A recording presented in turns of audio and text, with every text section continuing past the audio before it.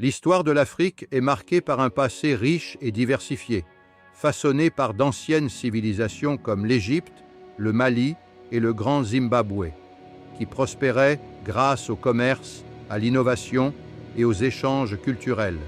Cependant, cet héritage a été bouleversé par des siècles d'exploitation coloniale et de traite transatlantique des esclaves, débutant au XVe siècle. Les puissances européennes ont découpé le continent lors du partage de l'Afrique, imposant des frontières artificielles, extrayant des ressources et mettant en place des systèmes qui ont érodé les gouvernances locales et les économies. La traite a vu des millions de personnes arrachées de force, dévastant les communautés et laissant des cicatrices socio-économiques durables. Avant de continuer notre vidéo, merci de penser à t'abonner. Après les indépendances dans les années 1960, l'Afrique a dû faire face à de nouveaux défis. Instabilité politique, corruption, conflits ethniques et manque d'unité, aggravés par les guerres par procuration de la guerre froide et les influences néocoloniales. Aujourd'hui, l'Afrique doit surmonter des problèmes majeurs. La fragmentation politique, avec 54 nations souvent en désaccord, entrave les progrès collectifs. La corruption détourne les richesses, tandis que des infrastructures faibles et une dépendance aux exportations de matières premières limitent la diversification économique. Des organisations régionales comme l'Union africaine, UA, peinent à imposer une unité et des conflits persistent, comme dans le Sahel ou la région des Grands Lacs.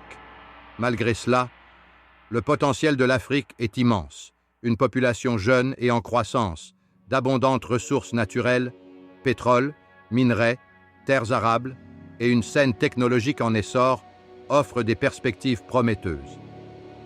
Imaginons maintenant une histoire alternative, où l'Afrique, après le colonialisme, s'est unie dans une fédération unique, les États-Unis d'Afrique, USAF, dès les années 1960. Inspirée par des figures comme Kwame Nkrumah et le mouvement panafricain, cette union exploite sa force collective. Le processus commence par une réconciliation entre les groupes de Casablanca et de Monrovia, fusionnant en une entité cohérente avec une capitale fédérale à Addis Abeba. Les frontières sont redessinées pour refléter les réalités ethniques et culturelles, réduisant les conflits. Économiquement, l'USAF rationalise l'exploitation de ses ressources, créant une monnaie commune, l'afro, et des industries diversifiées, technologie, agriculture durable, énergie renouvelable.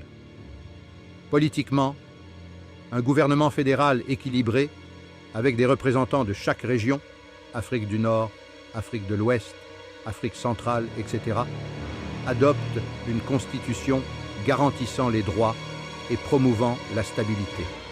Les enjeux incluent la gestion des tensions ethniques initiales et la résistance des anciennes élites.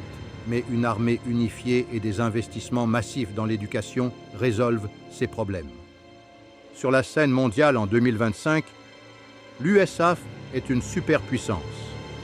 Avec un PIB dépassant celui de la Chine grâce à une population de 1,5 milliard de personnes mobilisées, elle influence les décisions climatiques, commerciales et technologiques.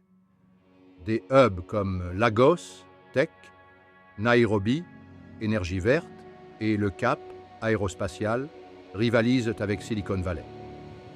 La richesse est redistribuée via un fonds panafricain, réduisant les inégalités. Politiquement, l'USAF promeut une diplomatie non alignée, arbitrant des conflits globaux et défendant les droits des pays en développement.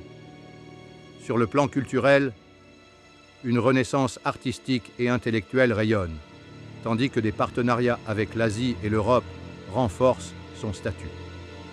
Cette vision montre une Afrique unie, transformant son passé douloureux en une force mondiale, redéfinissant l'équilibre géopolitique actuel.